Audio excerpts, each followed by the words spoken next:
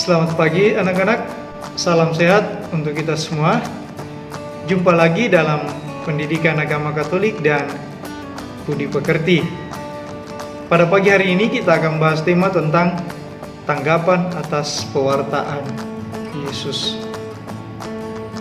Setiap manusia dalam melaksanakan tugas hidupnya atau tugas perutusannya atau tanggung jawabnya, entah berat ataupun ringan, pasti ada tantangan atau rintangan yang akan kita hadapi. Tugas itu berat, tugas itu ringan, itu tergantung dari pribadi kita masing-masing menanggapi tugas-tugas tersebut. Nah, pada pembelajaran kali ini kita akan melihat bagaimana pribadi Yesus yang menanggapi berbagai tantangan ketika dia mewartakan kerajaan Allah, dan pasti akan menjadi contoh dalam kehidupan kita bagaimana Yesus melihat semuanya itu, menanggapi semuanya itu dengan caranya. Mari kita melihat sama-sama apa yang kita akan bahas dalam pertemuan kali ini. Nah, yang kita capai dalam pembelajaran kali ini adalah yang pertama, menjelaskan kelompok-kelompok orang-orang yang menerima pewartaan Yesus. Yang kedua, menjelaskan kelompok orang-orang yang menolak pewartaan Yesus. Dan yang terakhir, menjelaskan sikap dan tanggapan Yesus terhadap reaksi orang-orang yang menolaknya.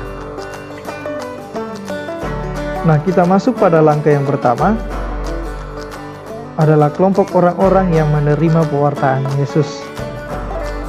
Kelompok orang-orang yang menerima pewartaan Yesus itu adalah yang pertama, orang miskin dan sederhana. Mereka merasakan secara langsung pewartaan Yesus melalui kata atau tindakan dan mujizat-mujizat Yesus. Bagi mereka, Yesus adalah pembela dan penyelamat. Mereka menantikan Yesus dengan tindakan-tindakannya melakukan keadilan dan pembelaannya, sehingga rela meninggalkan segala-galanya untuk mengikuti Yesus. Yang kedua, para pendosa yang mau bertobat. Para pendosa adalah kelompok orang yang dianggap tidak layak hidup di tengah masyarakat. Mereka dijauhi, disingkirkan, dikucilkan, dan ketika orang bergaul dengan mereka dianggap najis. Tetapi Yesus berkenan datang dan mau bergaul bersama dengan mereka. Mereka betul merasakan kehadiran orang yang bisa akrab dengan mereka. Kelompok yang ketiga adalah orang-orang sakit. Boleh dibilang kelompok ini adalah orang-orang yang merasakan lebih kehadiran Yesus melalui tindakan mujizat dan penyembuhan yang telah membawa harapan yang baru bagi mereka yang sakit. Dengan cara itu, Yesus telah menunjukkan dirinya sebagai penyelamat dan sang pembebas, yang memperlihatkan kehadiran Allah yang Maha Pengasih. Dan kelompok yang terakhir yang menerima pewartaan Yesus adalah kaum wanita dan anak-anak. Dua kaum ini adalah kaum yang tidak diperhitungkan keberadaannya oleh masyarakat. Mereka dianggap kelas 2. Tetapi kehadiran Yesus yang meninggikan derajat perempuan membuat kesetaraan. Dan lewat tindakan menghargai persembahan seorang janda miskin, Yesus memperlihatkan tindakan yang sangat manusiawi terhadap kaum perempuan. Begitu juga dengan anak-anak. Yesus menerima anak-anak sehingga anak-anak mendapatkan perhatian yang lebih. Nah, itu adalah kelompok orang-orang yang menerima pewartaan Yesus. Lalu yang kedua, kita masuk pada kelompok orang-orang yang menolak pewartaan Yesus. Yang pertama adalah para imam dan ahli Taurat. imam dan ahli Taurat itu mereka menganggap diri paling tahu dan paling mengerti aturan-aturan suci dan kehendak Allah yang benar. Mereka menolak Yesus karena mereka merasa terancam oleh kehadiran Yesus. Mereka mulai kehilangan wibawa dan mulai berkurang pengikutnya karena Yesus banyak mengkritik kehidupan mereka.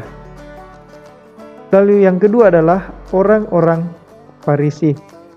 Kaum Farisi itu menjaga warisan dan jati diri Yahudi mereka.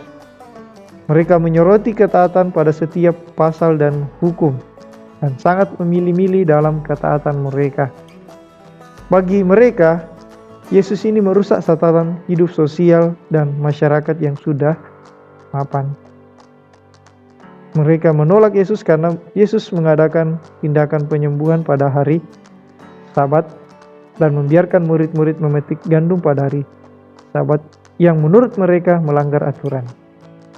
Lalu yang ketiga adalah para penguasa.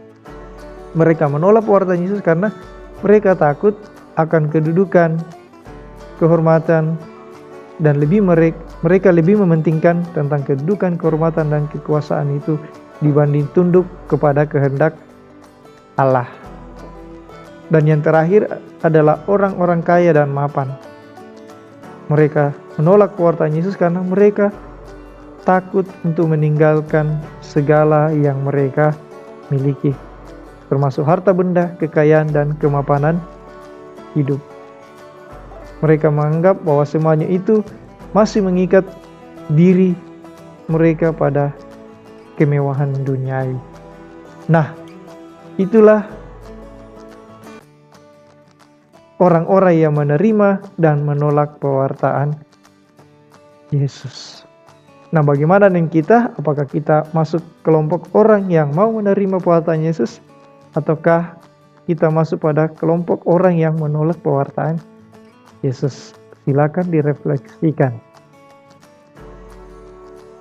Kita masuk pada langkah yang terakhir, sikap dan tanggapan Yesus terhadap reaksi orang-orang yang menolaknya. Terhadap penolakan atas pewartaannya, Yesus tidak bersikap memusuhi, tetapi dengan penuh kasih dan kesabaran, Yesus menghadapi reaksi penolakan tersebut, disertai dengan penyerahan diri secara total kepada kehendak Bapanya. Yesus tidak berhenti mewartakan kerajaan Allah ketika orang-orang bereaksi dan menolak pewartaannya. Dia tetap mewartakan kerajaan Allah. Sebaliknya, kita pun patutnya mencontohi sikap Yesus. Ketika kita berbuat baik, belum tentu semua orang akan menerima niat baik kita.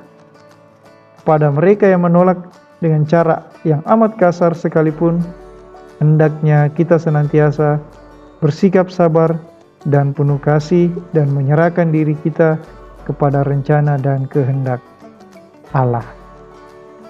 Nah, inilah yang kita pelajari tentang tanggapan atas pewartaan Yesus. Semoga pembelajaran kali ini bermanfaat, berguna bagi kita dalam kehidupan beriman kita masing-masing. Sampai di sini pertemuan kita. Salam sehat, selamat pagi dan terima kasih.